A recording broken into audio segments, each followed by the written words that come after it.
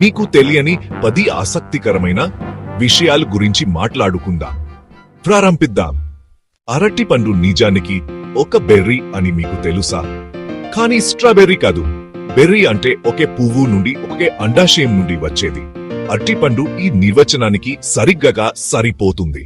ఇంకో ఆశ్చర్యకరమైన విషయం, ఆక్టోపస్లకు 3 గుండెలు మరియు నీలి రక్తం ఉంటుంది. 2 గుండెలు మొప్పలకు రక్తాన్ని పంప్ చేస్తాయి. మూడోది శరీరంలోని మిగిలిన భాగాలకు పంప్ చేస్తుంది. అంతేకాదు, వాటి రక్తంలో రాగి ఉంటుంది.